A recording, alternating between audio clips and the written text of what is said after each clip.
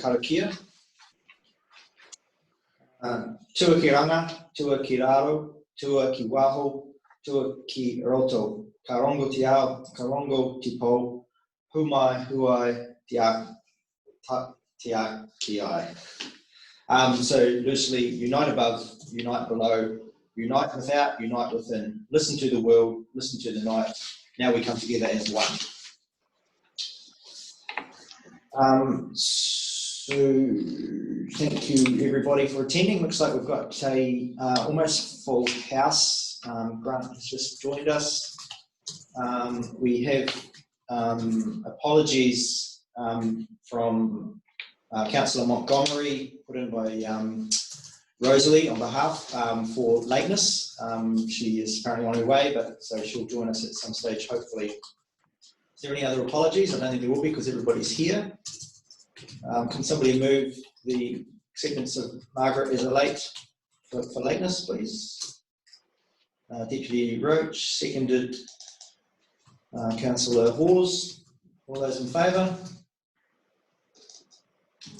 Against? Carried. Thank you. Agenda item 2 is members' interest. Now, I will speak to this. I don't know if anyone has any other members' interest, but with regards to agenda item 7, the rates relief item, it was raised by one councillor around the feeling they may have had a conflict of interest by being a business owner. In my view, the test is whether or not, as an individual, you have a great interest or an interest greater than a regular member of the public. And if the recommendation is adopted as stated in the report, then clearly none of you would have, it's a general policies, a general recommendation, so there's no advantage to any particular sector. I would highlight though that if the debate leads us to some other recommendation being made that singles out a specific sector, then we might need to revisit the conflict if that's what people feel. But that was my view on that.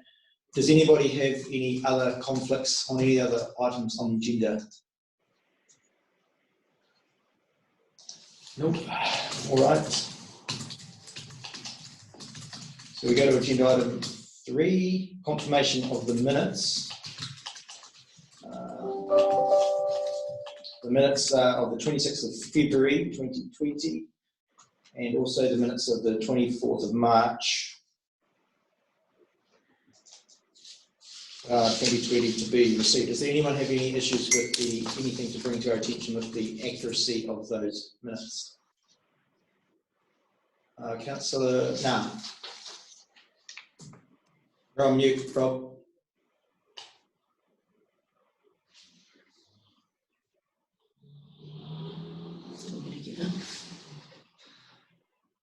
Can Mary? Oh yeah, thanks. Mary's done it for me. Thank you, Mary. Just on page 13, it says that I disclosed an interest as an employee of Buller Holdings, but I'm not an employee of Buller Holdings.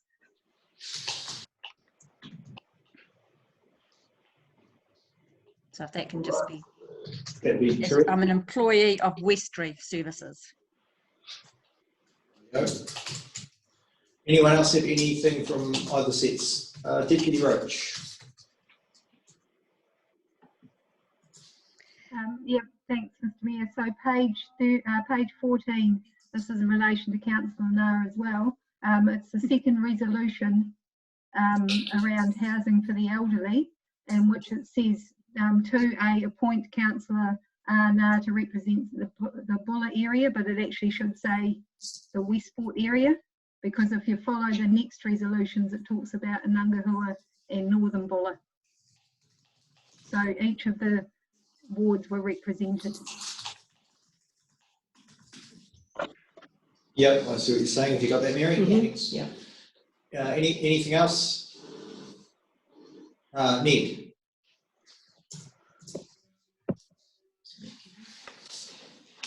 Oops. Hang on, Ned. We just haven't got you.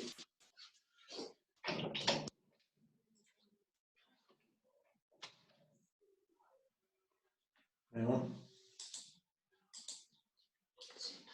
While we're waiting for Ned.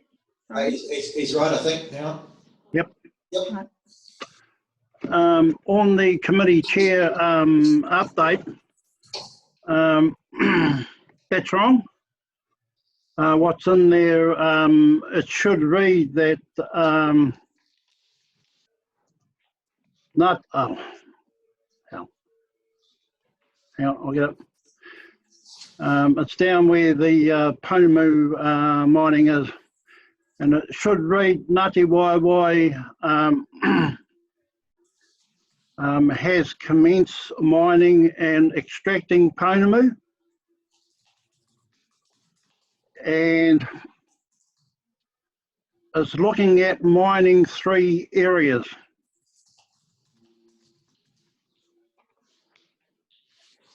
All right.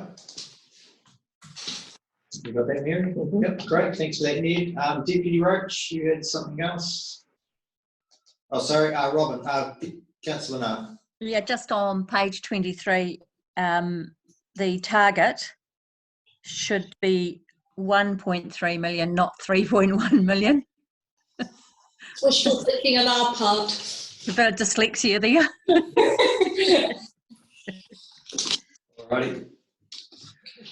Anyone else? Anything else for those minutes from either meeting? Okay, we have a mover then that we accept those minutes with the changes as discussed. I'll move that way. Is there a seconder? Councillor Hawes, all those in favour? Opposed? Carried. Thank you.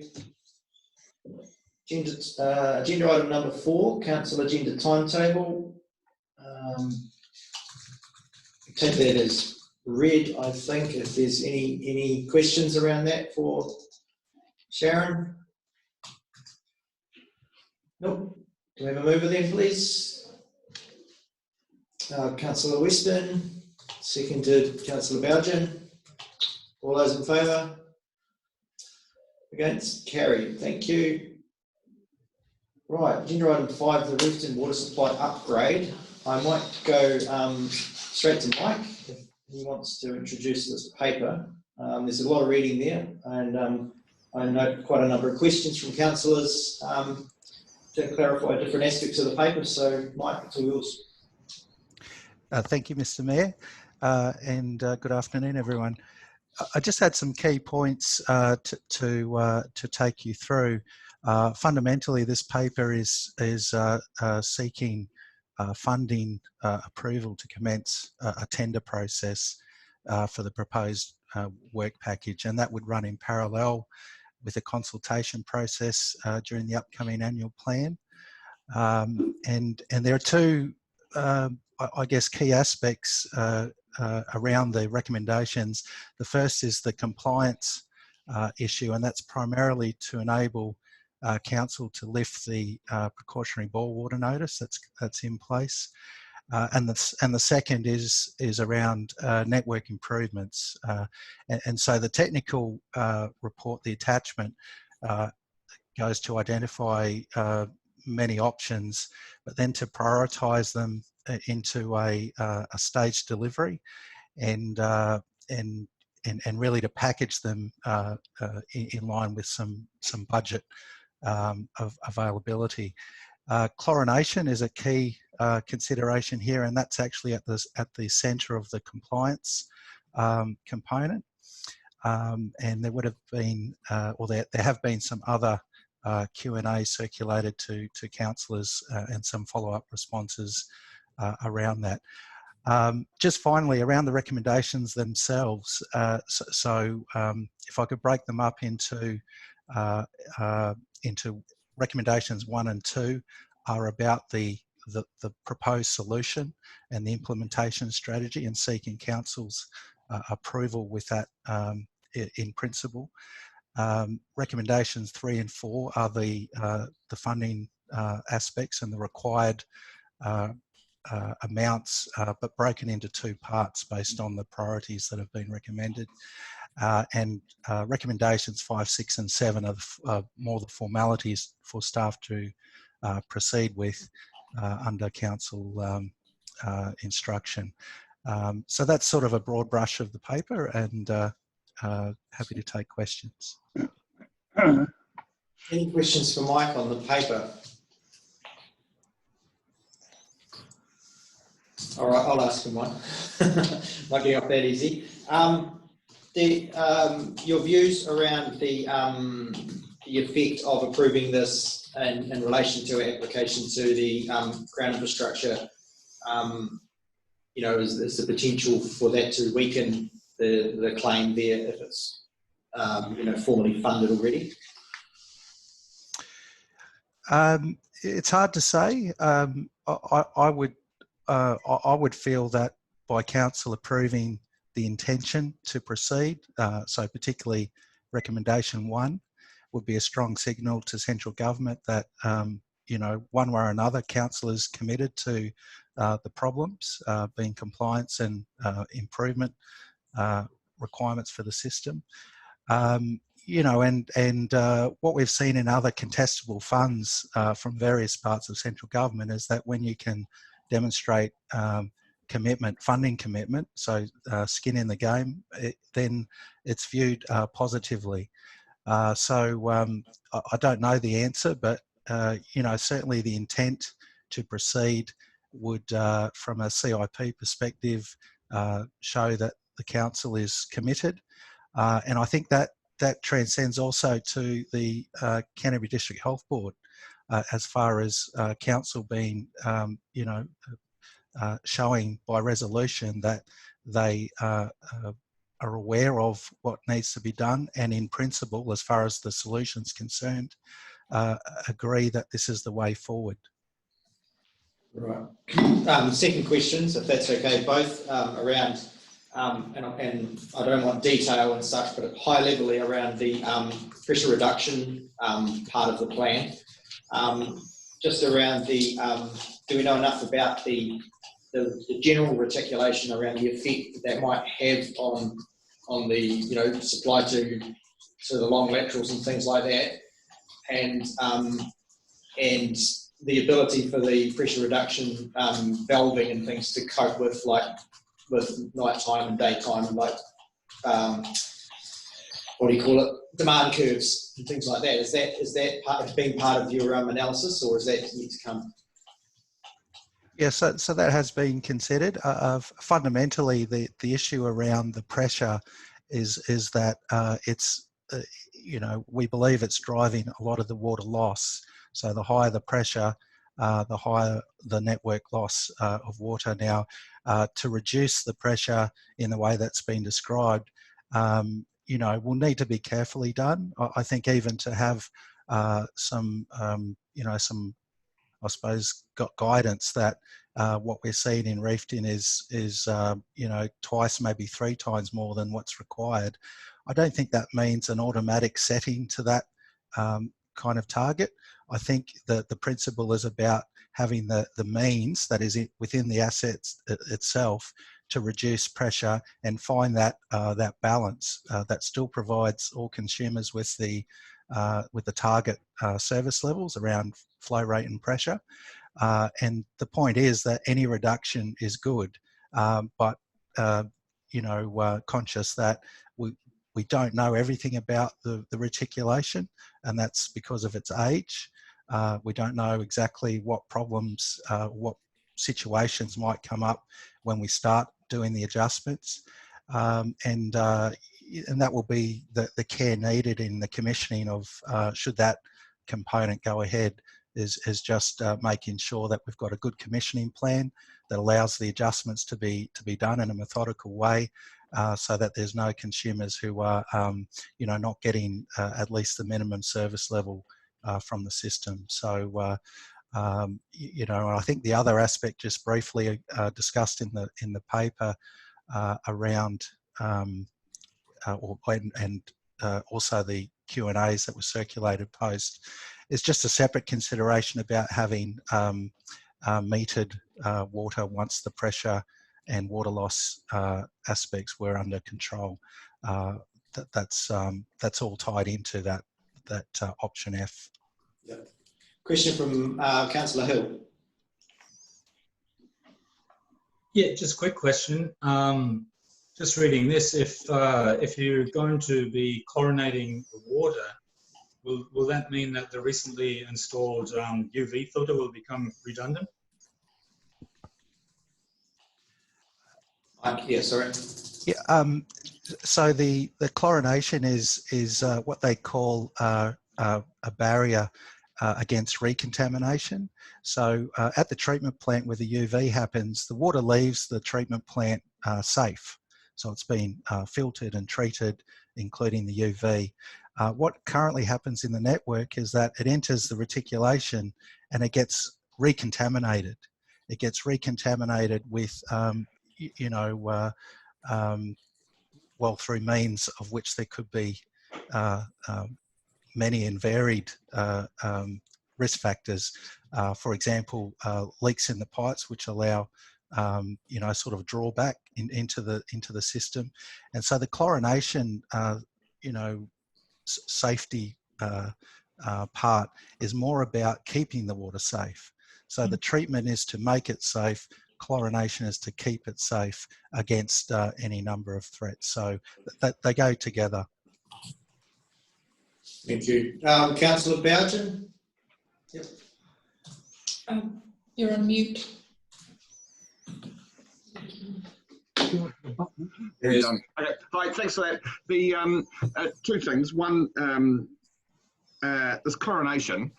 It was only 2 years ago when the Reefton distillery was looking to set up, and they did water tests on a whole bunch of water sources all around the west coast, and including my tap in my house.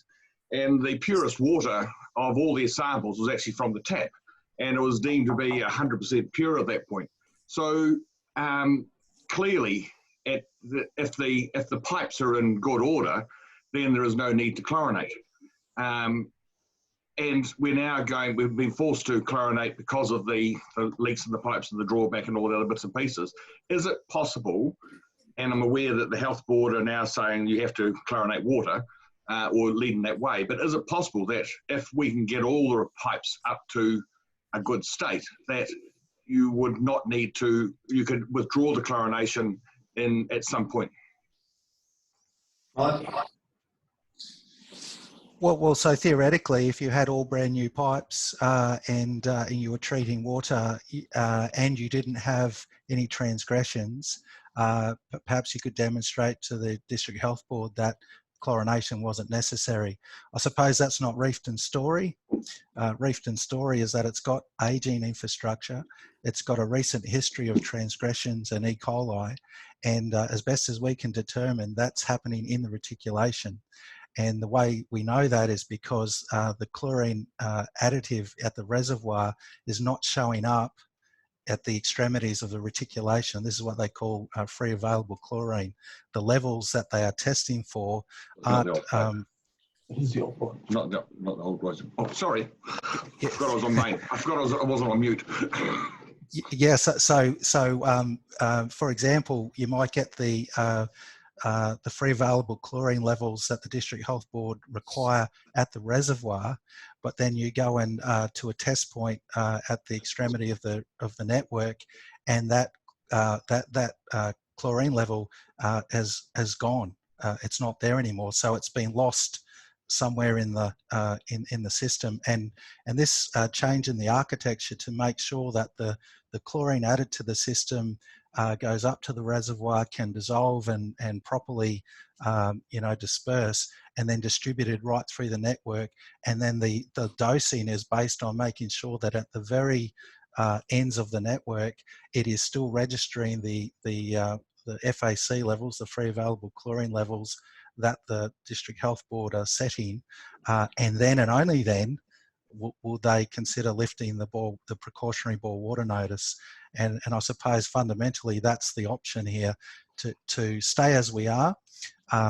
We won't get advice from the District Health Board to lift the boil water notice, albeit at precautionary. And if we are reading the signals, it won't be long before the District Health Board say you must have it anyway. Thank you. Is there any other, John again? Yep. Sorry, just a follow up to that then. So Councillor Howard raised a very good point, as did the Mayor, about this pressure reduction and the effect that it will have on town. And one of them, apart from having great water, the other great thing we used to have in town was great pressure in our showers. And everyone in town has got, no one's got what you have in the city in terms of the shower fittings. Everything else is just mains pressure in terms of showers, hot water, the whole fruit. So there will be some impact, one would have to imagine, down in there. So if one didn't reduce one saved $565,000 and didn't put the pressure reduction in, and instead use that to progressively replace the pipes around town, would that not be a trade-off that would be beneficial? Well, we haven't. Sorry, Mr. Mayor. No, go for it. Yeah, so we haven't done any comparison as to the cost to replace, if you like, the whole reticulation versus the cost to introduce pressure, pressure reduction capability. The analysis we have done is more on the return on that investment. So it does rely on some things that aren't really being sought today, particularly in terms of, as far as council resolutions, we're not seeking a resolution around metered water, charges for metered water, or are we, contemplating the effect that might have on ratepayers? But the point being that if in the next LTP, for example, and appropriate funding impact statements were applicable for Reefton, there's the opportunity to recover the costs of the investment by way of metered water. And I think from a savings point of view, that appears to be the most promising, or the approach with the most potential to offset the costs of the pressure reduction. Councillor Rutherford, and then Grant Weston after that. Thanks, Mr. Mayor. Yeah, look, I just want to pick up on this chlorination aspect. It's pretty evident to us all that sooner or later, probably all our water supplies will be chlorinated to some extent or another. My question, though, is specifically, Mike, you've mentioned levels of free chlorine available at the end of the network. Does this then potentially mean that other parts within the network could have much higher levels of free chlorine to the point that it's becoming objectionable to them, and levels are higher than what you would expect to find in a domestic water supply? Mike. Yeah, thanks for the question. Look, that's exactly why the proposed changes to the architecture, and that means the introduction of a new pipe from the treatment plant up to the reservoir.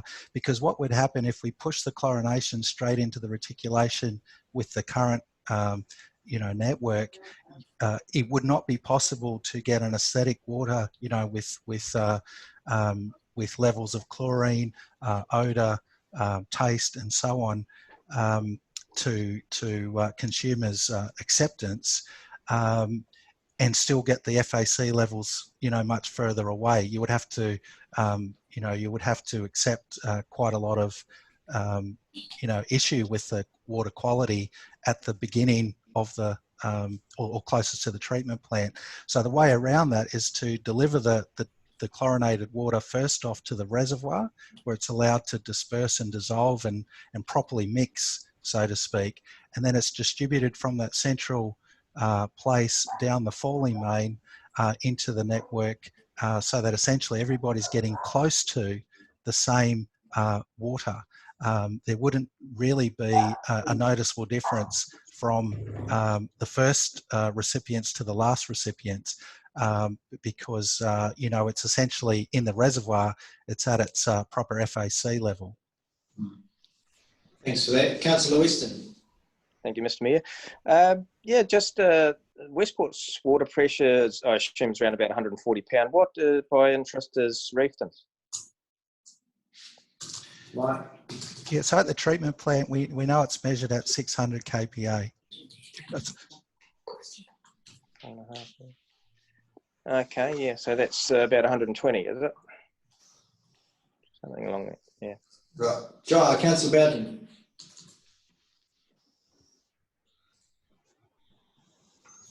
Mr. Mayor, thank you. Mike, just a further question, and I did put in an email today. Yeah. We've got an 80-year-old pipe, which is the rising main and the falling main, and it's going to, when the new rising main goes in, that would then become the falling main. The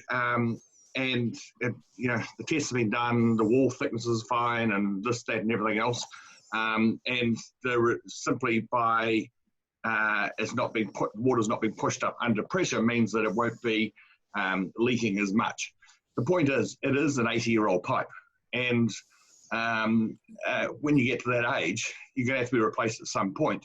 The logical time to do it is now, when you're digging up to put in the new rising main, and presumably the 175,000 that's been allocated or estimated for that includes assumes that it's put into the hole that's been dug for the new rising main.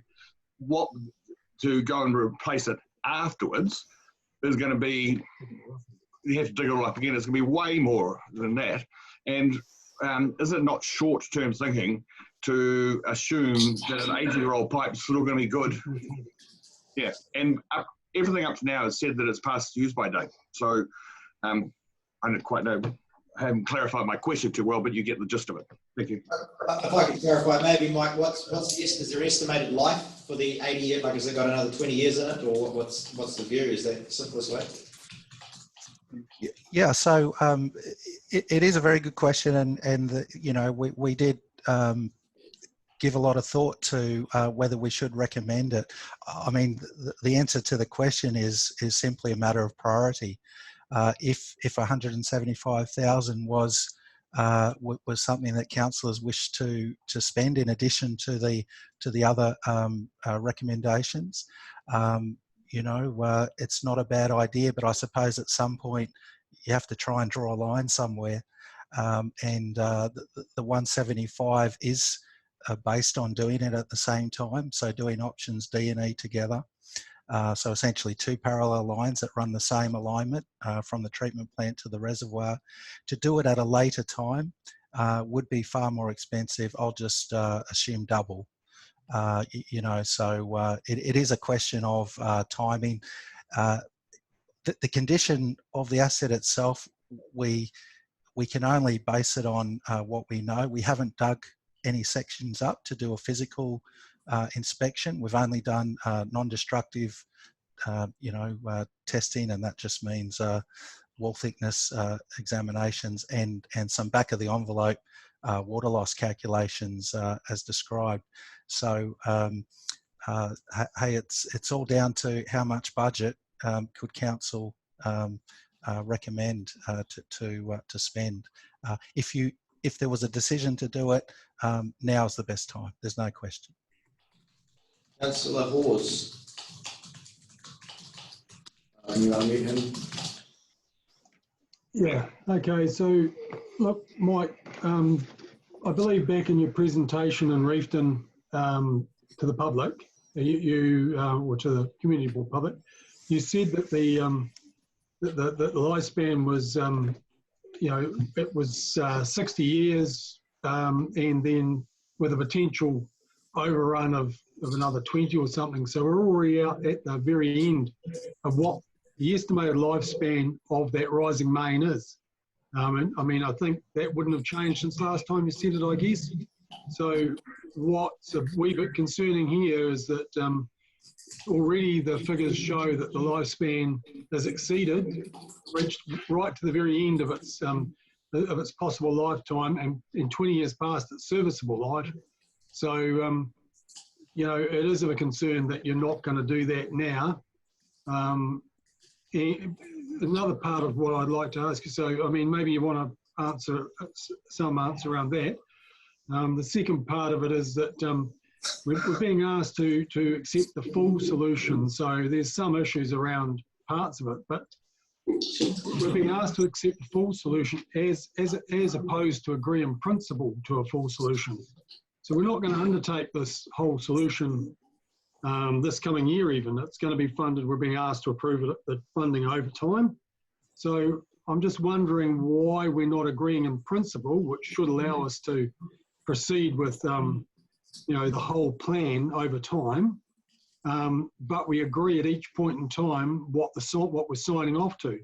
This kind of seems to me like we're signing off carte blanche on a cherry-picked sort of a list of jobs, which may or may not be the answer. I mean, we know that water supplies are extremely complex, so we know that you're doing your best to figure out how, and I'm sure, you know, you'd be the first person to agree that, you know, you don't know the answers till you know the answers in some of these things. So that's the question: is there not an ability to agree the short-term fixes, agree in principle the long-term fixes, look again at the potential for obviously replacing the existing rising falling main, which is a single pipe that does both, because as you pointed out some time back, it was past its usable point, and then, you know, look at the other aspects that might go in. For argument's sake, the pressure reduction system. What are the possible effects? Are we going to add in things that are going to have long-going costs? So that one's one of them. It's a big, major part of the spend. For what? I mean, have we taken into account that a number of the fire systems, sprinkler systems in the Reefton area run off the mains pressure, rely on having that mains pressure to be able to comply with their with the requirements for the systems. So I mean, you've got a number of those around. I know of 3, but I'm sure that they're in backpackers and other places. So there's that one through as well. And the other one is, you know, how many potential industrial users have we got in Reefton that are going to be able to be tapped on the shoulder with a meter to be able to contribute towards this? And I would suggest that it's rather few, and that we may not get very much return whatsoever from metered water. So these things all add up into the viability of what we're doing. And I'm a wee bit concerned that we're going to sign off on a whole raft of things when really agreeing in principle to that raft and signing off on what we want to do now is probably the correct approach. Sorry, is it? Mike, have you got any further comments on those questions around? So I suppose in no particular order, the principle of the pressure reduction is about loss reduction, and it's the conclusion we've got to about why are we, you know, essentially 3 times the usage in Reefton than what we would expect based on population numbers, and whilst that's a waste in a general sense, it's also a cost to ratepayers because every litre of treated water costs money. So the intention to reduce loss is actually about trying to save money, and the practical or one of the practical ways to do it is to address the pressure issue, acknowledging Councillor Hawes's comments about, you know, what I would say is the care needed to do that. So the care is about not just setting a specific target without understanding the nuances of the system, the needs of the system, and the various takes for water. But the principle would be that 600 to 700 kPa is excessive. Whether it's dropped to 400, 300, that's what I would say is in the commissioning of the pressure changes, so that you strike the right balance. But the underpinning thing is that the more you can reduce the system pressure, the more likely you can save water. And if you save water in the treated sense, you save money. The other, I suppose, considerations around the what you might call the implementation strategy that Councillor Hawes alluded to, is that there is a proposed work package that's been presented based effectively a selection of the options that we feel deals to the two primary issues. The first being compliance. How do we get the precautionary BWN lifted as soon as possible? That's what options A and D are about. And then just, perhaps as a secondary, but, priority two, let's not forget there are some system improvements to consider here, the reservoir and the network pressure. So again, back to the recommendations, 1 and 2 are just about, have we got the right strategy? Are we, as far as councils are concerned, have we scoped up an appropriate response to the problems? Do we agree that that's the path forward, and commit what money we currently have approved, which is the $20,000 along that basis? But then recommendations 3 and 4, then actually there's a bunch of money needed to implement that those changes, and the procurement requirements are that before we can tender, council must have the resources to proceed.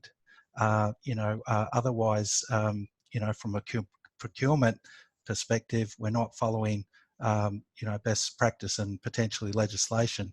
So we can't even in principle go and tender for work if we haven't actually secured the funding. Council will still have an opportunity to reconsider the commitment at the tender recommendation stage. That is, a report comes back to council after the tender process, which would A, confirm what the actual costs are and whether they're within budget, that is the budget that's been sought today. B, whether council's changed, whether we've changed our mind, that actually this isn't how we want to proceed, in which case we can just exit out of that tender process. And the other considerations, around external funding potential, all of that is still ahead for council to reconsider. That's not in this paper. This paper isn't asking for the money to be spent. It's simply asking for them, not simply, it is consciously asking for the money to be approved so that a procurement process can proceed. At the moment, we're not able to go to tender because for this work, we only have $20,000 committed. And understanding that priority 1 funding is actually locked into the draft annual plan budget already. So if you like, perhaps one of the other papers further in this meeting will resolve that. But that's just the way it's been laid out. Understanding that it's quite a complex puzzle to try and solve. Right, thanks, Mike. We'll go to Dean. If Dean wants to comment on what the costs of the extra 175,000 might be, just before, while Dean's getting his answer thought about, just acknowledge Margaret. Councillor Montgomery has joined the meeting at 3:35. So welcome aboard, Margaret. Yes, thanks, Jamie. I'm sorry I was late. No, all good. So Dean, comments around the potential extra 175, if that was to be. So I've quickly worked that in my head. You'll be pleased about that. So it's not significant really for the ratepayers. It depends on the life of the components, because you're basically rating for depreciation on the asset and interest to repay on the loan finance for it. So if you looked at an asset potentially around about 50-year life average, so if you've got different components in there, it's made up of pipes and pumps and whatnot, potentially you'd be looking at about $8,000 per annum for your 590 odd Reefton ratepayers. Sorry, to be shared amongst those ratepayers. Did that answer your question? Yeah, someone wants to do the maths per water rate. About $13, is it? Oh, okay, so about $13 extra on their water rate. 590, yeah, about $13. But that's a real thumb suck. Yeah, I would say almost on that asset it would be more like 100-year life, but on a straight pipe. But so good. Is there any other questions around Mike's paper? Councillor Howard. Hang on, Joe. You're on mute still. You've got the cursor right over. ahead and put a tender out. We're sort of signalling we're doing it without maybe getting the community's approval. So how did John and Dave feel that the community feels about it? You're on mute there for a start, Joe, so but I think the gist is around whether or not the community have had enough time to be aware of what's planned. Do you want to just reiterate? Because I feel we're signalling that we are proceeding by putting that to tender. Go, Dave. Yeah, no, the community's only got a very small glimpse. I mean, this isn't quite what was presented to the community back before the lockdown, so they had a chance to attend a meeting and get an explanation around things. Some of it is, and generally follows, you know, what the potential solutions were, but they weren't floated as the solutions, just as what might be required to try and fix the problem of the Reefton water. So no, I don't think the community is aware. They're aware that we've got a problem, and they're aware that it's going to require some, you know, some change and some investment, but not what is being done. For my thoughts would be that they're fully aware of everything apart from the pressure reduction. Well, the chlorination has been talked about and largely accepted as just being something that just has to happen. But it's the pressure reduction is the only thing they don't know anything about. That's a chunk of change.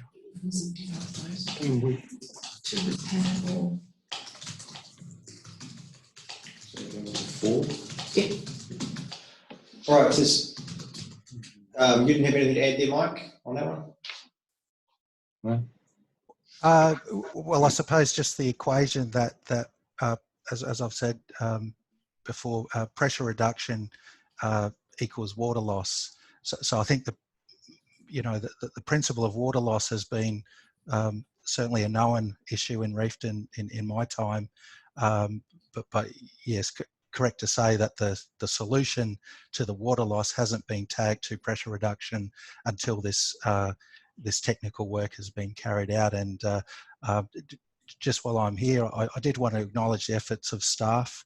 I know it's referred to as my paper, but actually the work that's been done by the Three Waters team to put this together has been quite a detailed piece of work. Thanks very much, Mike. Deputy Roach, probably getting to the end of this. If I'm going to.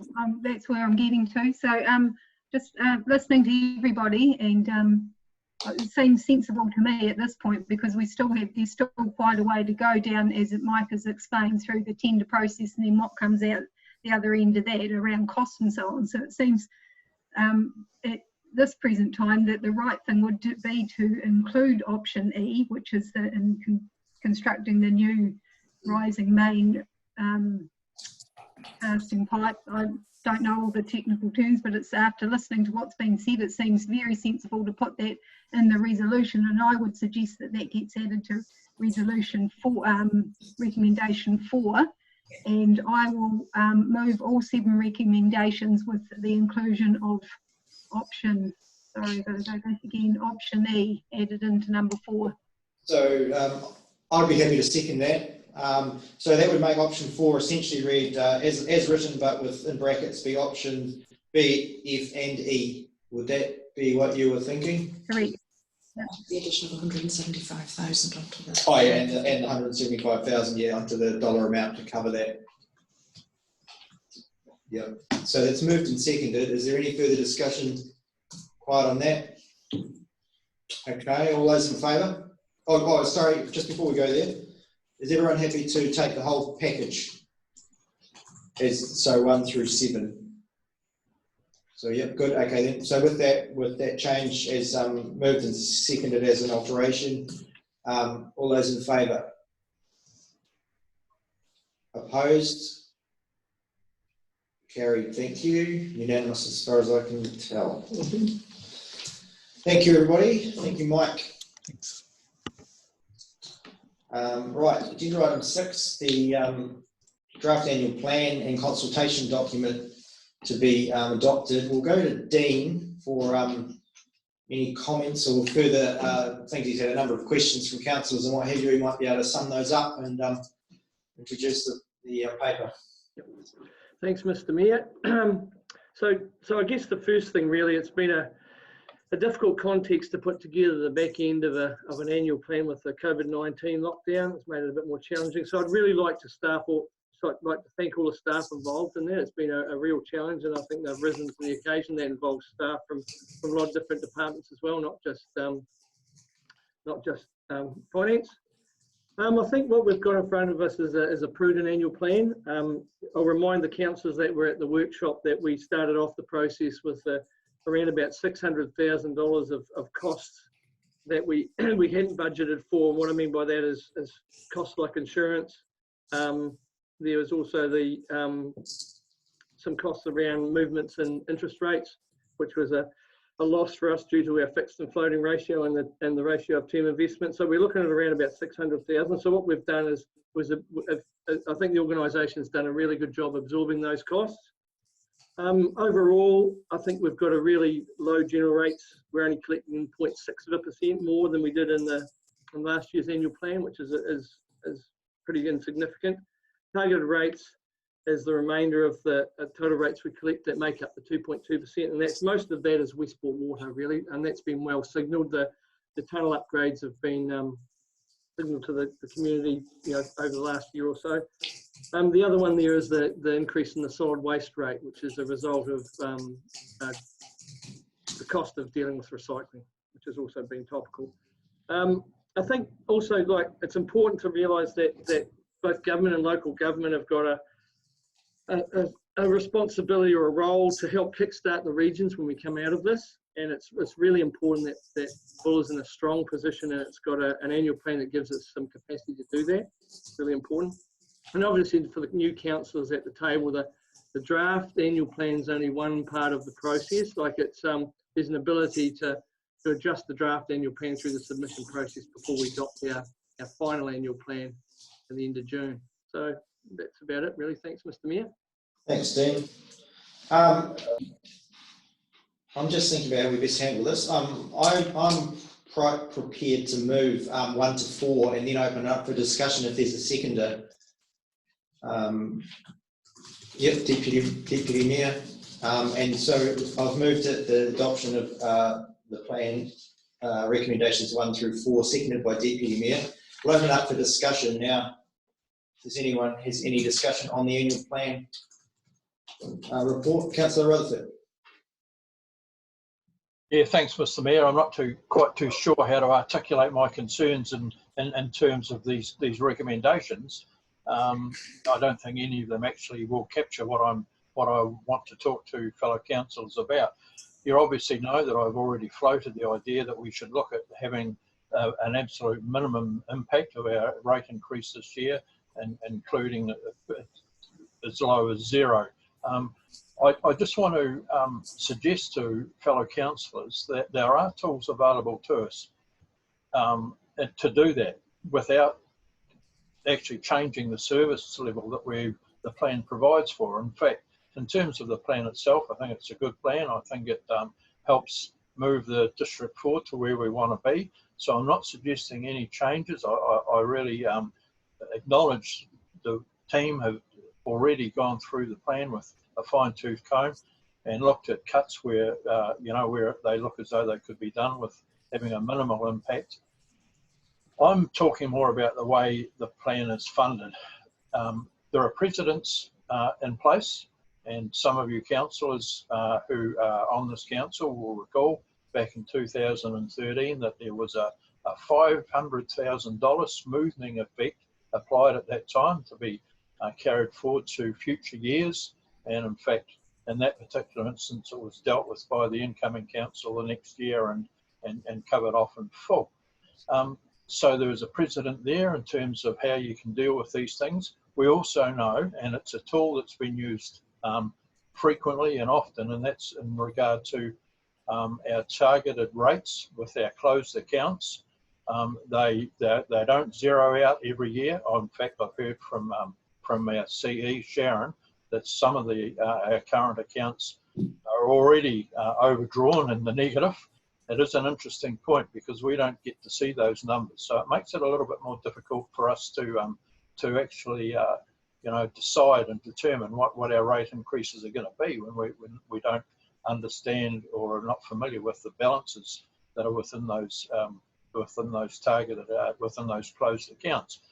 But it clearly demonstrates that there is ability to defer some expense by way of carrying those numbers forward to future years. I personally don't think there's a great lot of harm in allowing future repayment of these debts. And I just want to sort of sum it up by saying that of all years, I think this is a year that it's going to be particularly important for us to show some solidarity with our community. And I might add that as council, we've been looking at our reviewing our rates policy, and I'm pretty sure I can safely say that we all know that there are some inequities in the current system. And it's quite interesting to read that the rates, the proposed rates for different classifications, the impact on some is quite noticeable, and in some areas that we probably would think as a group that we're probably just extending those inequities a bit further on. Had we not had COVID, who knows? We might have had a new rates model out that would have made those numbers look vastly different that they do now if we adopt this plan and if we pay for it according to those charges that are indicated. Clearly, the last revaluations had quite an impact on that. And so while the overall average is pretty low, let's not kid ourselves. Some people will hurt over this. So I guess to summarise, I've probably said enough other than I like the plan, I like the services that it's going to provide. I really implore you to consider how they're to be funded and consider having some sort of a zero impact on our ratepayers for the coming year. What we're going to be facing is still a vast unknown. All right, thank you, Phil. My understanding of the closed accounts is that they are reported as part of the annual plan. Pages 18. So the information is there for everyone to see. They're already overdrawn. They're not an unknown, Councillor. Does anyone else want to speak to Councillor Hawes? Mary, is John doing it? Right. Yeah, good. Look, I understand what Councillor Rutherford is saying. It just doesn't cut the mustard for me to just make those statements. I understand that we're trying to, there's a point in time in which practical solutions have to diverge from virtue signalling. And I mean, let's face it, that the average ratepayer, for argument's sake, might end up with a change of $60 or something a year, and it makes not much difference to some, and it makes a lot of difference to others. If you haven't got $60, it's $60 too much. And that's why I believe that we have to be real about what the costs are for delivering the services that we're delivering. We can't put them off another year because they only magnify and become a complex problem next year. So, I mean, we deal with what we're dealing with as best we can. We all know that this has been an absolute blowtorch taken to everything to try and get this to where we're at the moment. And if we were going to have other ways around alleviating problems on people, then I think targeting those people that need that help is just the only way to do, rather than a carte blanche, borrow from the generation of next year for this year and give a little bit to everybody who may or may not need it. So I think we need to deal with the reality, and I'm really happy that the plan that's put to us is dealing with that reality as carefully and considered as it can, chopping everything that possibly can be. And so therefore I think it's important that we deal with only the plan on that basis with what we're thinking of now, rather than trying to hack it up for for some, virtue signalling, and then deal with the problems as a separate thing. And if that means us coming up with a different way of having rates for emissions or whatever, then that's the problem we deal with there. Thank you. Anyone else want to speak to that? Councillor Nah, and then I'll go to Deputy.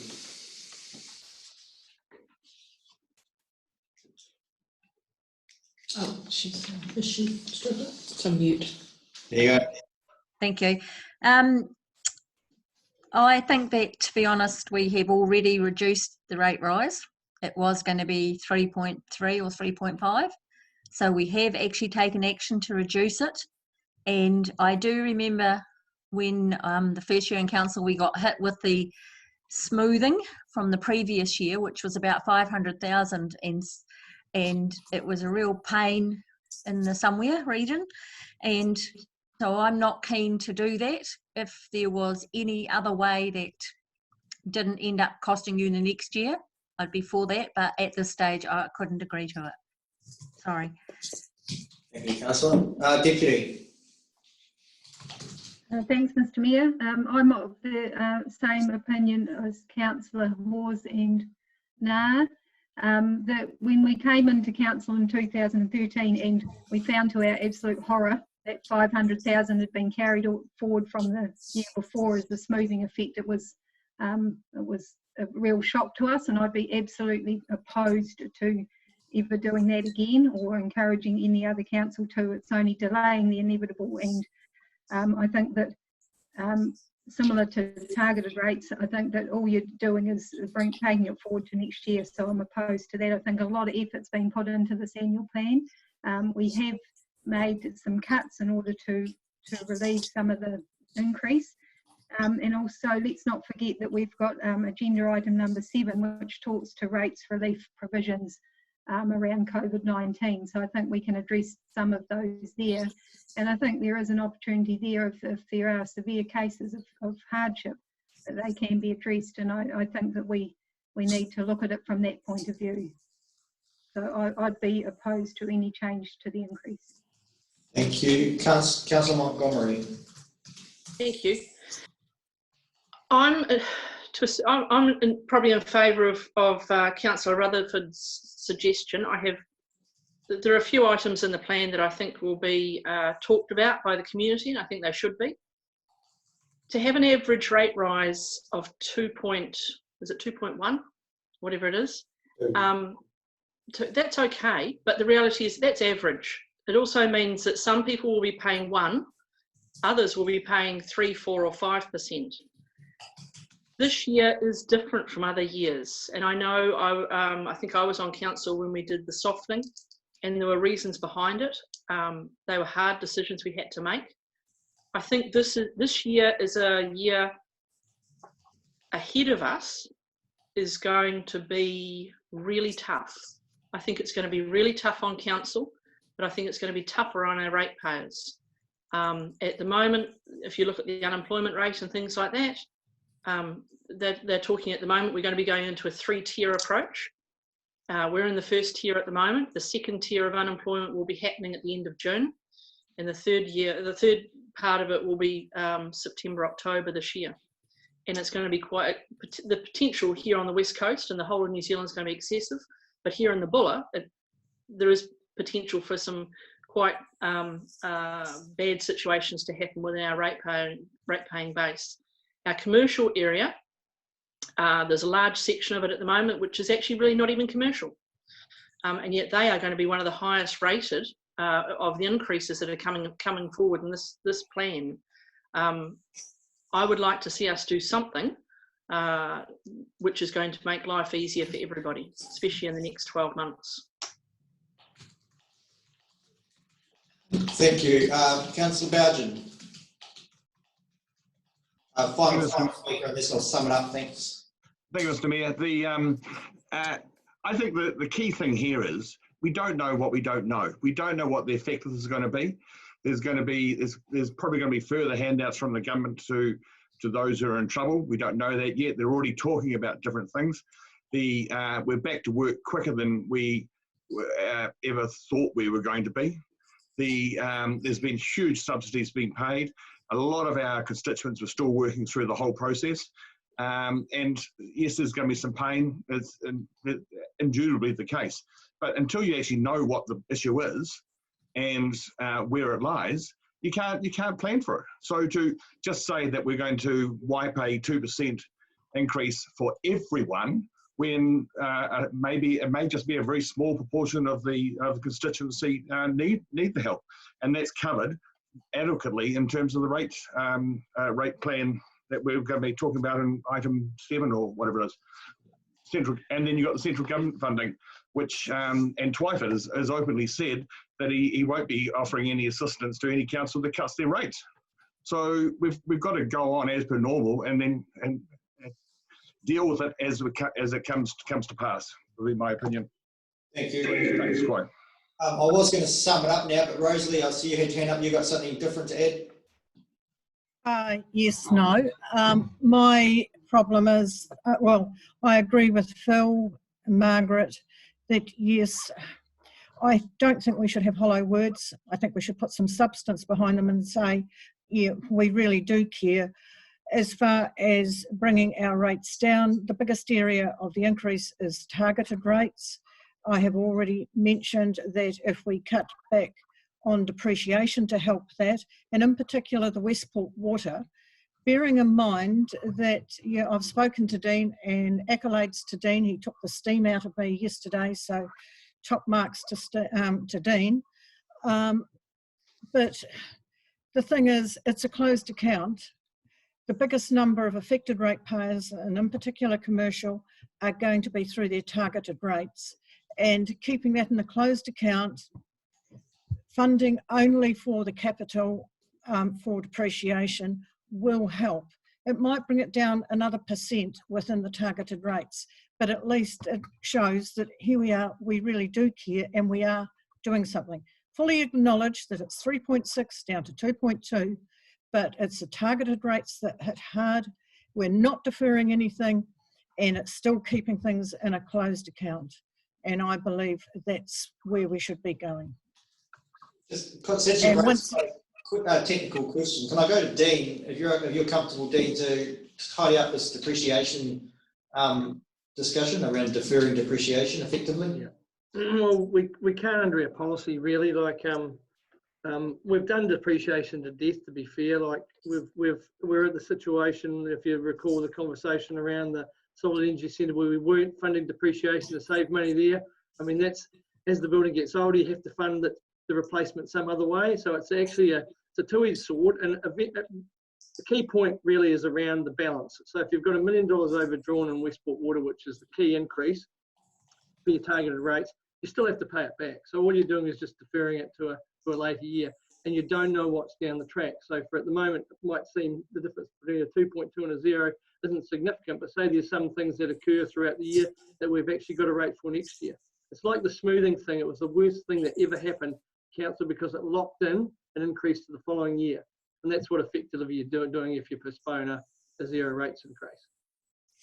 All right, thanks for that, Dean. All right, well, I'll sum it up now. I think we've had a reasonable discussion right around the block on that one. So my view on this is that we've been the council that's stopped kicking these stones down the street, and it's for far too long. Councils in the past have succumbed to what I would call popular politics, keeping rates artificially low, kicking the stone down the road a bit more.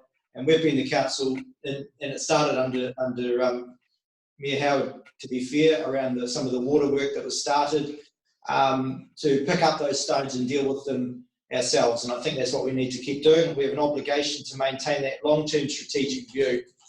And that's exactly what we're trying to do here. Acknowledging, though, that there are people in the community that are going to be affected from the COVID fallout, but it's quite clear already that that's going to be wide and varied. Some people are going to be hugely affected, and some sectors are almost completely unaffected. And in fact, there'll be others that gain. And the idea of deferring, the risk of that, I mean, effectively we'll end up sitting at this table this time next year, starting at 4% before we've delivered any of the projects that our community are asking for. And I think we're just setting ourselves up to fail if we go down that road. In terms of businesses that are really struggling, there's government packages that have already been out. There's clearly an appetite from governments to continue supporting those. They're trying to be innovative in how they deliver those. And then, of course, council have responded with our own economic packages to try and facilitate, growth in economic activity to, I don't know, for want of a better word, trade our way out of the economic downturn.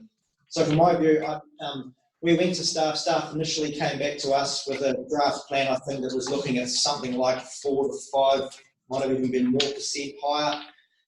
They got clearly, everyone was instructed to tighten that up, have another go. It was another rehash, and they've got that down to 2.2. I'm quite comfortable with that. Is not unreasonable, an increase, and it is still maintaining that long-term strategic view, and it's setting our council up to be able to deliver on what the district needs, and that's the to deliver on the economic recovery, which is going to kick off next month with a bit of luck. So with that, we've had a mover and a seconder for recommendations 1 to 4. All those in favour, please. Opposed? So who's opposed? Opposed is Phil, Margaret and Rosalie. Everybody correct? Thank you. So the motion is carried. Motions. On to agenda item 7, which is the rates relief, rent relief provisions for ratepayers whilst the COVID-19 measures are in place. Now, there's quite a report there. I'll just see what I've written for that. Do you want Lynn to speak? Yes, Lynn, do you want to speak to that as an introductory? No, quite happy. Dean?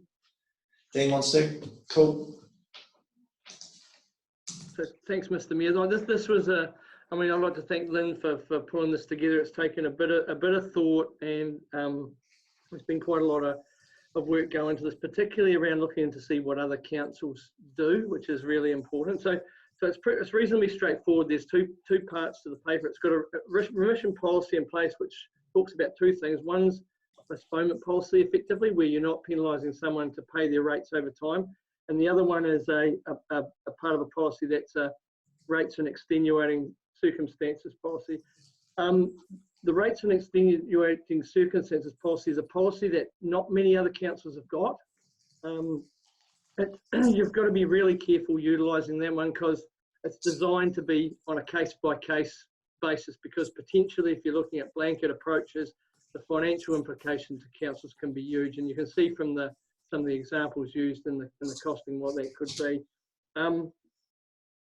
I think from the recommendation, the postponement of rates is the favoured one. I know Mr. Mayor talked about other avenues for helping out ratepayers, and there's quite a lot of those. There's the wage subsidies, of course, there's wind support, and there's also the rates rebate scheme as well. So I guess the key thing really is just to sum it as most other councils, if not all of them, are going down the postponement policy. No councils at all are looking at a rates remission. Like, what I mean by that is a forgiveness of rates where the ratepayer wouldn't pay rates for a certain period of time or not at all for the year. So that probably sums up paper. Thanks.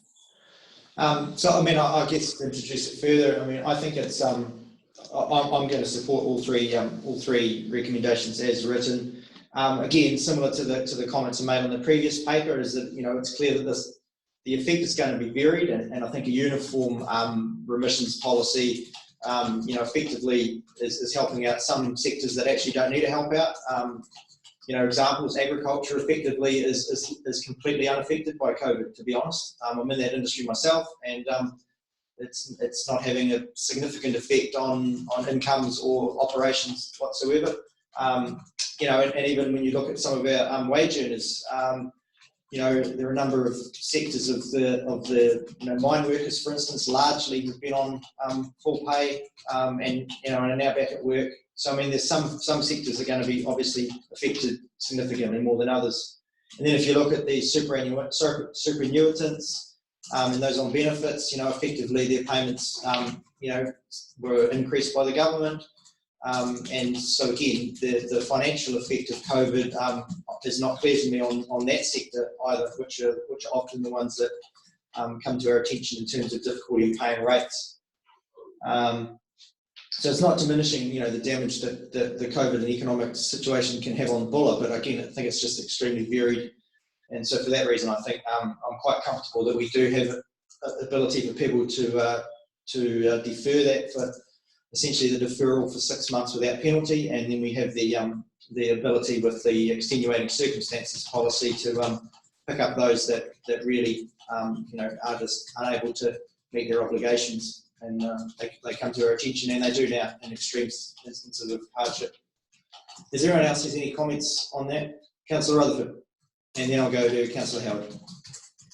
Yeah, look, thanks, Mr. Mayor. I mean, look, I really appreciate this piece of work. It's been a lot of thought and effort put into it. I do disagree with a couple of things that you, and parts of your statements, Mr. Mayor. This sort of observation that beneficiaries and other, that their increases are fine, they can afford everything. Well, have you looked at the grocery bill from, say, early February to now?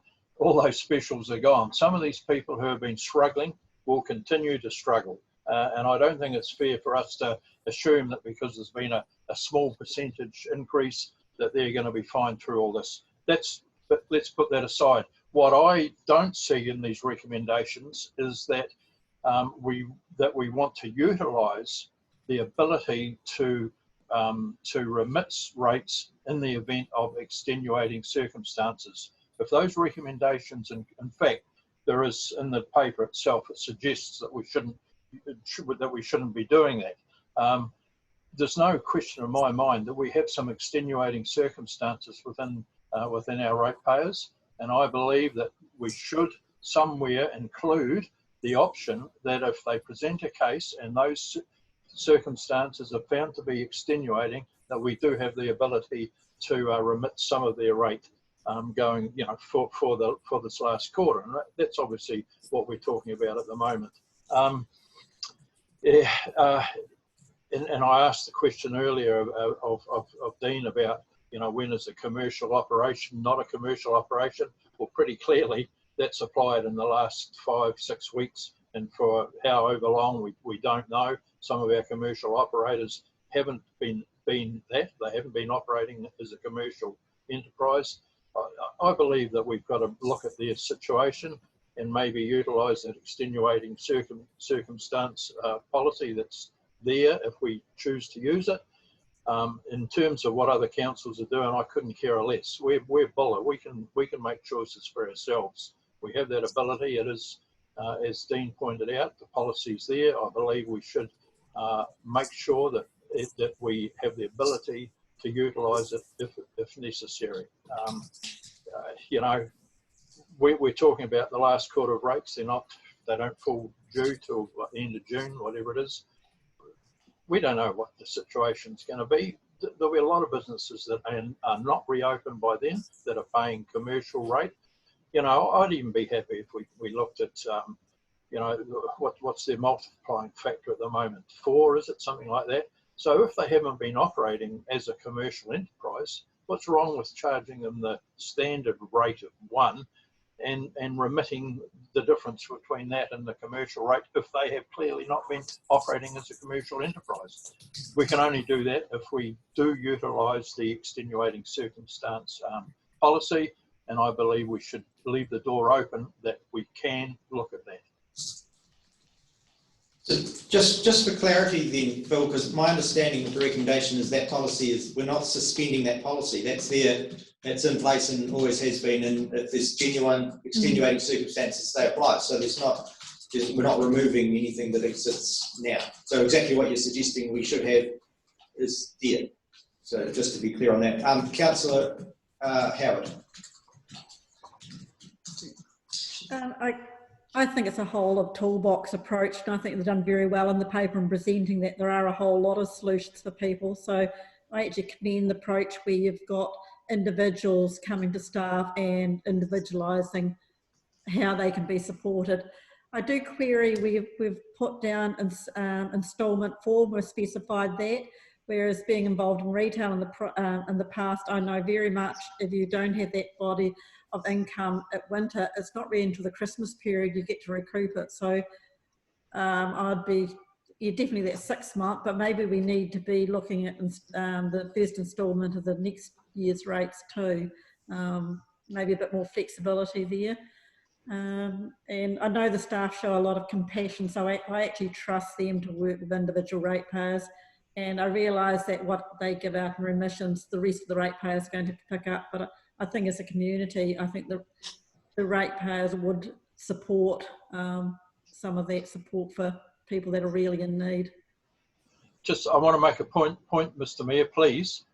When I said that, you know, the current paper is suggesting we don't utilise the policy, on the bottom of page 212, you'll read, Council has a policy on remission for rates, the final sentence being, it is not advised to apply this policy at this time. And that's what I'm saying, that I believe we should leave the door open that we do apply it. Yeah, that wasn't my understanding. I'll get Dean to clarify his meaning in the paper because the policy's there. Yeah. So what that's really referring to is a blanket approach. So the policy is there for a case by case basis, and I think the key point is council may. So you in some instances you may get an absolute flood of applications in where it was quickly determined that the financial impact of that was too much, and council could say no. But a blanket approach is what we're not recommending. Absolutely using the policy if it's applicable on a case by case basis. Fine. Thanks. Councillor Montgomery. Sorry, I've just pressed the right button. Leading on from what I was saying before, I personally think that the 6 months will need to be potentially extended. I looked at that there and thought, well, the next 6 months, that's October. There's businesses here in Westport and in Punakaiki that at the moment are not thinking they will get any money at all until the maybe Labour weekend. So I'm referring to the tourism businesses. They are struggling at the moment. They have been having to make some alterations with their staff and things like that, and they're looking at any cost savings that they can possibly get. I do think it's a good report, and I think it's a report that needs to go out to the community so that particularly the commercial operators that are affected do know that there is a bit of a reprieve out there, that they can you know, have a wee bit of saving grace for a few months. But I agree with Councillor Howard that I think it should be instalment 4 and the first one of next year, as in which will be due, is it August, September, whenever it is. Because there are the businesses that are out there at the moment, they and to a certain extent, there are a few of them surviving on the wage subsidy, which is going to be finishing at the end of June. So they will not be getting any money unless it comes through the government at the moment. So I think I'm in support of the rates rebate or the rates remission type thing, but I would like to see it for longer than the 6 months. I'll probably check with Dean, but I would think that it could be reviewed by another paper coming to council if there was a desire to extend it. Because I mean, the paper kind of speaks to that right through in the sense we really don't know what we're dealing with. COVID could be with us seriously for another year, and that's part of the reason why we need to be a wee bit cautious about any kind of blanket approach, because we don't actually know how long the impact of this might go on. So I would imagine if at the end of this recommendation here there was a clear need, another paper would come for council to an option to extend those sort of scenarios or look at some other scenario. Dean? You've answered the question perfectly well. That's exactly the approach. Like what we're doing is we only know what we know now. So what we're doing is changing the resolution so to enable us to remit the rates for a set amount of time, but there's nothing wrong to bring back another paper to relook at it in the future if it was applicable. I think Councillor Sampson, did you have your hand up? Yeah, just on recommendation 3, I would prefer if it came back to council rather than manager and CEO. The reason being is that within our communities, quite often we have better overview and understanding of where some of those situations might be. Nothing, you know, against the staff, but I just think here we are in the community and may be able to just sort of put a better light on some of those things. Not disagreeing with anything that's gone before with the remission, etc. But I do think we have to just not set anything down in stone at the moment, because I think it's still moving, and commercial properties in particular, and I agree with what Phil is saying, if they're not operating as commercial, why in the heck are they paying 3 times the rate of a residential for that length of time? So that, I think, should also be looked at.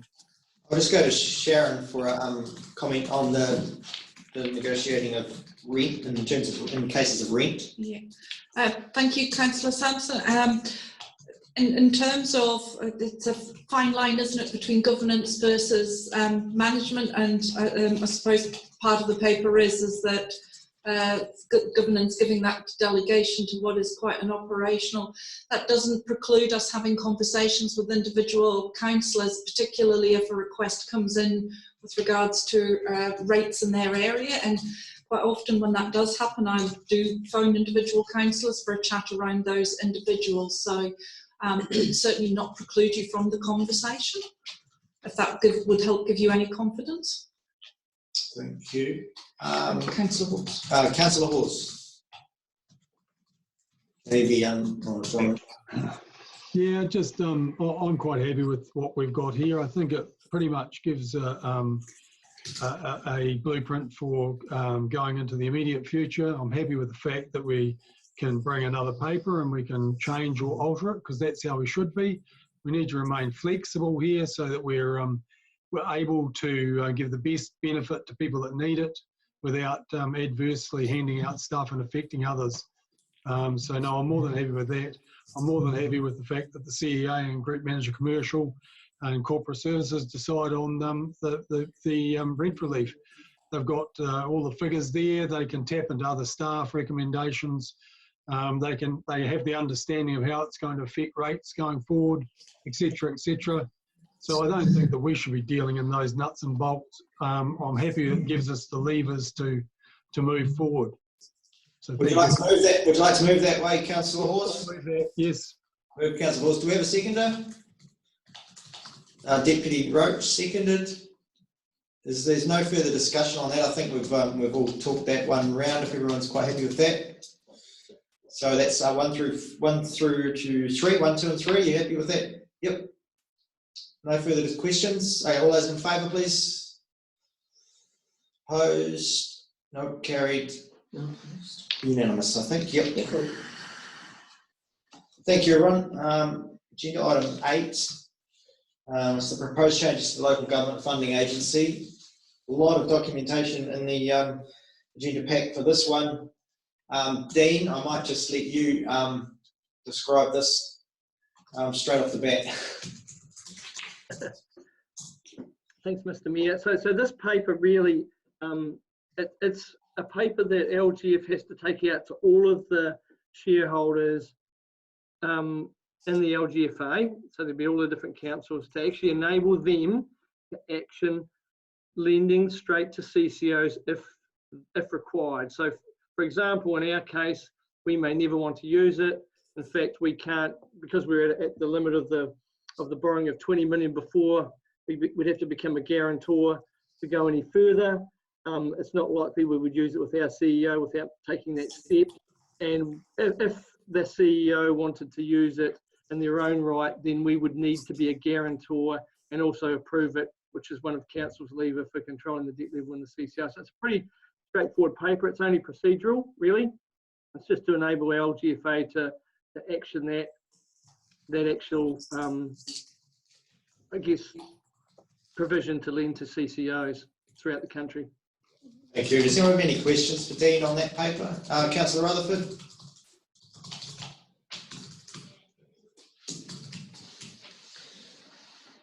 It's a mood. Hang on, Phil. We'll get you sorted at this end.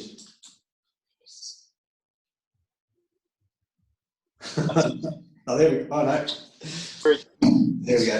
I'm very good at this. I'm sorry. Look, it's not a question. I'm just happy to move draft recommendations 2.1 and 2.2. Right. Do we have a seconder for that, please? Councillor Na? No? No, I just realised, just in case. Oh, 'cause okay, this is- fair enough. yeah, sorry. Very much. Councillor Bougen, thank you. No further questions on that. Oh, do we need to name the councillors? Of course. Moved and seconded. You'll need to Name the 2 elected members, do we? Yeah. Okay, so do we propose that 2 elected members were delegated to sign be myself and Deputy Mayor Roach? Is everyone happy with that? So with that addition to that recommendation, all those in favour? Opposed? Carried. Thank you.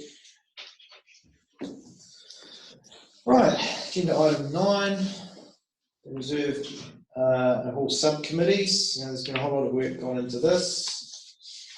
I'll go straight to Rachel. If we can. Rachel, do you have anything to frame the paper for us? Yeah, first of all, I'd just like to thank and acknowledge the staff, the councillors and the members of the community who have had input into this report and this process. As you say, there has been quite a significant amount of work from a significant number of people, and we really appreciate the constructive input that everybody has had. We have received quite a bit of feedback on this process, and this report has tried to summarise all of that together and get us to an end position, which is that we are recommending that council go ahead and appoint subcommittees for the management of bullers, reserves and halls. Throughout the process, we heard some feedback around sticking with the status quo or considering some other options. Looking through all of those options, we've come to the conclusion that subcommittees is the recommended and preferred option, because what it effectively does is allow the status quo to continue in practice on the ground, while actually ticking all of those legal and legislative boxes that we need to make sure that we're doing things legally right and that we've got transparency and accountability around the management of public land and public funding. So that's why we've put that forward as the recommended approach, instead of sticking with the status quo or going with some other options we considered, like advisory groups, which could still have that input but which could not be delegated any decision-making power. What we have done here is put forward the high-level proposed delegations for these subcommittees, as all committees and subcommittees have terms of reference and delegations. And from here, what we propose to do is run a workshop with the Community Environment and Services Committee, and also do some workshopping with the new subcommittees if appointed, because this is a very new thing for this council. And we don't know what we don't know at this stage, and we just want to make sure we get that right and take the time to do that. So that's why we've suggested that approach. Otherwise, happy to have the report taken as read and answer any questions. All right, I'll just go to you in a minute, Phil. I'll just flag my intention to take the recommendations just in their whole. I think we'll be here all night if we start picking apart every different whole committee. But we can go down that road if that's what everyone desires. But Councillor Rutherford. Yeah, thanks again, Mr. Mayor. Look, it's a quick question. I mean, I like the work that's been done. I realise it's a sort of a piece of work. It's in gestation, if you like. It's going to evolve over time. But what I am interested in, Rachel, is it seems to be pretty silent on this matter. But I read the terms of reference and the can-dos and can't-dos. Obviously, we've got some groups out there that have already acquired some substantial assets, and of course, under these terms of reference, they can't purchase assets. My question is, what happens to those assets now?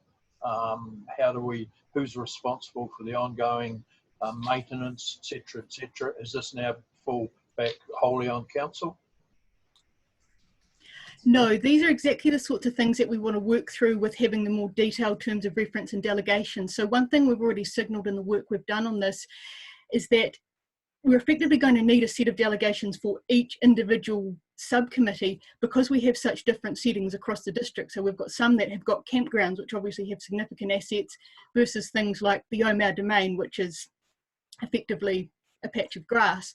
So one size isn't going to fit all here, and we also acknowledge that we've got existing situations, existing assets, existing contracts that need to be dealt with and brought over into the new setting. So that's absolutely part of this process, is to tidy that up, make sure it's all legally sorted, and that we've got the delegations that work, and also that what's in place meets the legal requirements and looks to our liability and what that might be. Thank you. Any other questions on this? Councillor Weston? Yeah, thank you, Mr. Mayor. Yeah, just the Carter's Beach one is a slightly different one to probably everything else, and the fact that the Hall Committee and the Reserve Board are looking at proposing to combine. So, from a personal point of view, there is probably going to be a few personality clashes with this subcommittee. So, hopefully, we can work all through that, and everyone will work, the way it should be. Thank you. Thanks, Councillor Sampson. Yeah, I just thank everybody involved for the report, and in particular look forward to the workshopping, because I think it's important that the workshop will give everybody the opportunity to understand what is expected of them from either party. So I think that will be a welcome move, because, as you say, there's variations in every one, and if everybody knows from day one what is expected from either party, it will be very helpful. Okay. Yeah. All right. If there's no other questions on that one, do we have I'll move. Unless everyone. Oh, Councillor Nah. No, I'll second it. I'll second it. Okay, so I'm going to move the whole package, 1 through. Sorry. 1 through 4, is it? Yes, 4. Sorry. Yep. 1 through 4. Yeah. So that's all the names as listed in the paper. It's agreeing to establish for the listed subcommittees for the various reserves and halls. The names as listed on those, and that we'll be allowing these subcommittees to choose the voting system, to appoint the chairperson and deputy chair of each of those, and that we'll adopt those general terms and delegations of all reserve and hall subcommittees attached as Appendix 1. And we've had that discussion that each reserve will have its workshop around its delegations, further delegations beyond that, and also the development of the management plans. So I've moved. Robin has seconded. Any questions to any of that? Very good. All those in favour? Against? Carried. Thank you. Thank you very much to the councillors who I nominated for those various hall and reserve committees and played a key role in determining who those groups were. I think it's a good opportunity where council will be able to better support through you guys and support from staff to support these committees and make them robust and enduring, which is what we all want. Thank you. I propose a 10-minute break for a 5-minute break for a leg stretch, if everyone's comfortable with that. I move that way. Seconded Deputy Roach, so we'll reconvene at 4:40. Just have a break. Thank you.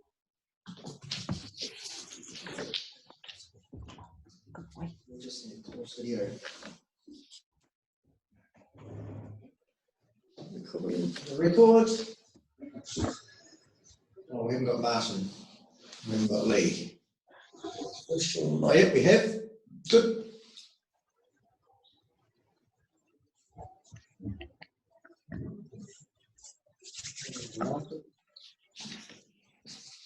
Too late? No.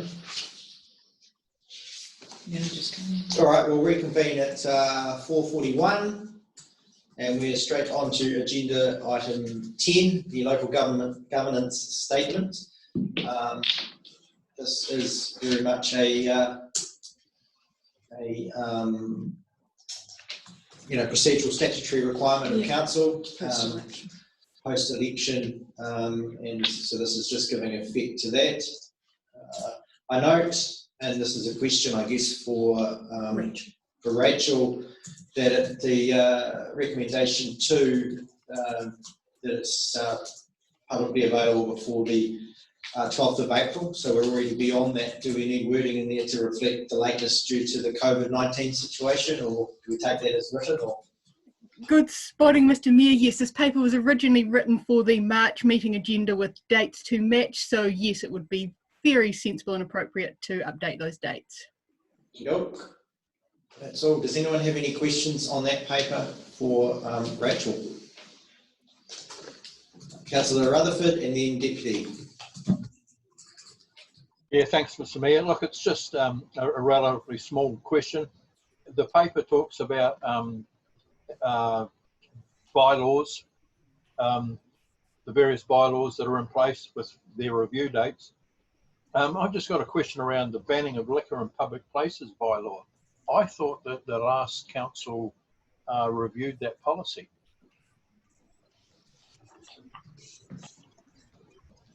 We have previously made some amendments to the banning of liquor in public places bylaw. Off the top of my head, I can't recall the last date, but I believe it was updated in this, and if not, we can just double check that. You may be thinking of the work on the local alcohol policy rather than the banning of liquor in public places bylaw. No, this is very specific about that because we had a look at the maps where alcohol was banned and all those. We reviewed those to see if they're still appropriate. So my thinking is it was specifically around the liquor in public places. Some of my fellow councillors may recall. Yeah, it's all right. Yeah, I vaguely remember the discussion because I think we sought the advice of police, and police's view was that it was quite a useful tool that they quite often, I remember the discussion, yeah, at some stage they said it was a useful tool that they quite often use in their enforcement and things to have that bylaw in place. So there must be something on the record somewhere, right? Yeah, and apologies, you have just triggered my memory. In 2012, when the legislation changed, there was a requirement to look at the bylaws under the new sale and supply of alcohol legislation rather than under the Local Government Act. And that's what we did rather than necessarily a Local Government Act thing, but we can certainly just follow that up and make sure that reference is absolutely correct. My understanding is that was the last date for an LGA review, but we've subsequently done a Sale and Supply of Alcohol Act review. I'll explain it. Is that okay, Phil? Yeah. Look, I just I just don't want us to revisit a piece of work that's already been done. Obviously, there are a few outstanding ones. If we can tick that one off, all the better. That's yeah. Thank you, Deputy Roach, and then we'll go to Margaret. Thank you, Mr. Mayor. Just with regard to pages 505 and 506, and to do with the council structure, under FRAC, under Finance, Risk and Audit, should also come the CEO Review Committee. Well, it should be incorporated within there. You may recall when we first set these up, we set it up like this, but then a subsequent council meeting, we changed it so that under the structure that review would come under there. And so then on page 506, where it talks to Chief Executive Officer Review Committee, that is not a separate committee, it falls under FRAC, and it's in our terms of reference. So that structural diagram needs to be updated, and then that committee information needs to fall under FRAC. Noted, we can change that. Thank you. Councillor Montgomery. Thank you. My question was going to be around the bylaws. Do we have any legislation that they have to be reviewed or re-looked at in a certain time frame? Rachel? Yes, we do, and there is a report coming to the Community Environment and Services Committee meeting in May that will effectively workshop that first stage to look to satisfy that requirement at the May Council meeting. Thank you. Right, is anybody's hand up for that one? Nope. Right. Do we have anyone want to move 1, 2 and 3? Deputy Roach, seconded Councillor Weston. Just a point of order, Mr. Mayor. It's not that simple. It's recommendation 1 has got 2 options. Okay, yep. So we want 1B, yes, with the amendments as discussed.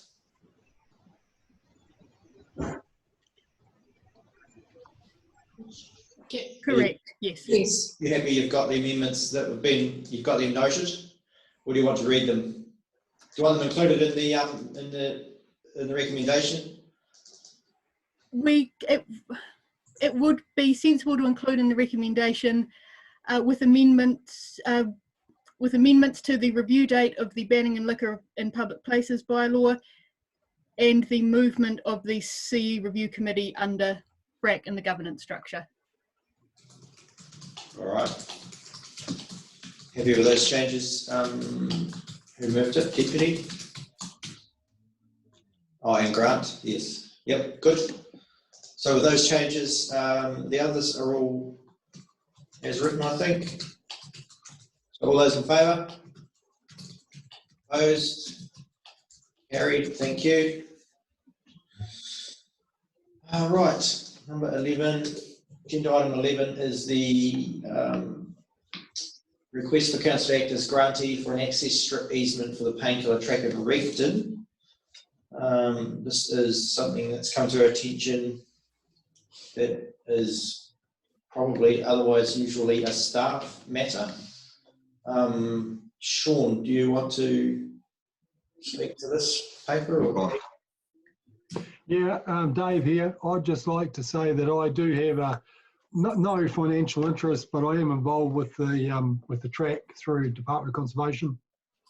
So just declaring that. Okay, thank you. Sorry, I didn't see you waving. Sean, do you have anything to add or explain more around the origins of this, or Rachel? Yeah, I don't, and I'm not the best one to speak on it, I think. Sorry, I just saw your name on there, but sorry, be by Rachel, sorry. Thank you, Mr. Mayor. I think you've summed it up quite nicely. This is the sort of thing that would normally be an operational decision, but for a specific delegation for it to be. It's quite similar to the sorts of things and the sorts of level of decision that are delegated to staff under the RMA, hence the suggestion at recommendation 1 that a delegation be put in place so that we can deal with these sorts of things at an operational and staff level if and when they arise in future. I have to say that in my 12 years working at Buller District Council, this is the first time I've seen one of these, so it's not like we get inundated with them. But certainly in the case of this one with the painkiller track, the need to bring it through this process has added several months into the project for them. And if we can streamline that, then that certainly helps out some of these projects. Thank you. Does anyone have any questions? Councillor Hawes? No, it's not a question. It's just a little bit of background around it, and that is that it's a community-driven project in partnership with DOC. It's come to pass that it's got to come back to us because the access is through a road, using the old road reserve around the Waitāhu River, and in part, a small part of it, the road reserve has been eaten out, the river's cut into it and it disappeared. So there's a need to get around that, and it's accessing through the farm property that bounds the road reserve.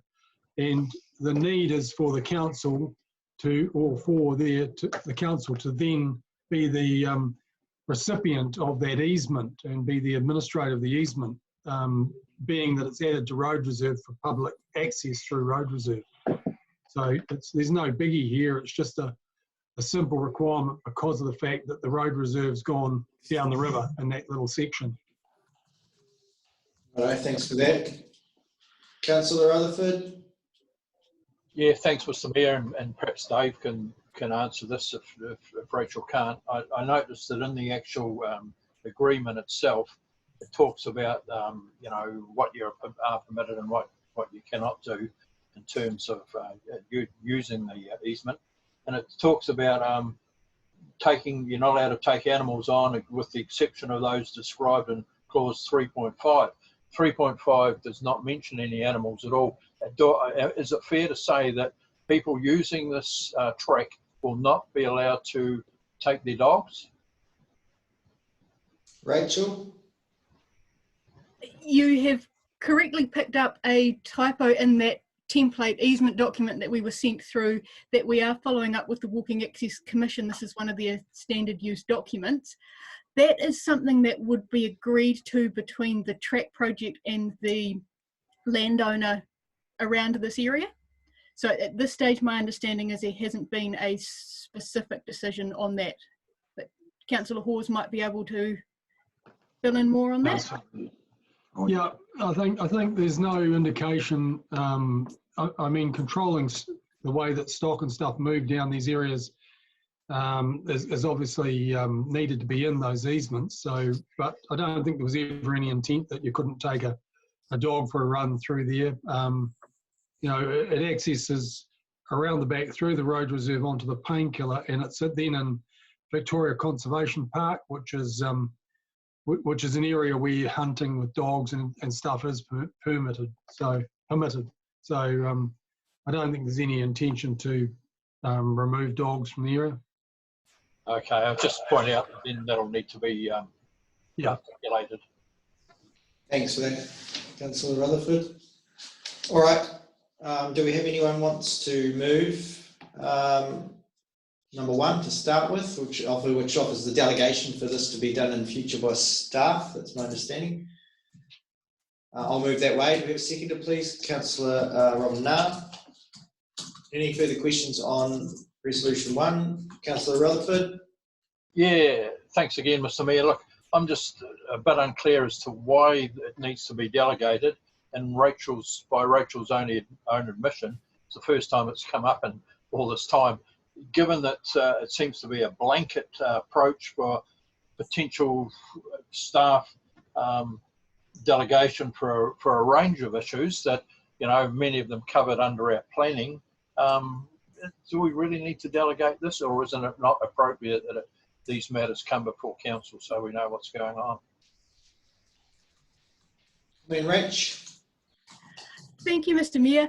The reason for the suggestion is that the type of decision or the level of decision is really, really analogous to those sorts of decisions that staff routinely make under the RMA. And so it was considered that this is not the sort or level of decision that really needed to bother council with, that it can quite adequately be dealt with at a staff level, and that would be quite normal under the RMA, because it really is quite a procedural matter. Yes, we don't get a lot of them, but in this case where we have got one, it has added additional time onto the project. What it also does is add additional cost, which we have to bear as council, because we're having to do it as a report through council way, rather than if we could simply deal with it as an operational matter. It would either have been a simpler process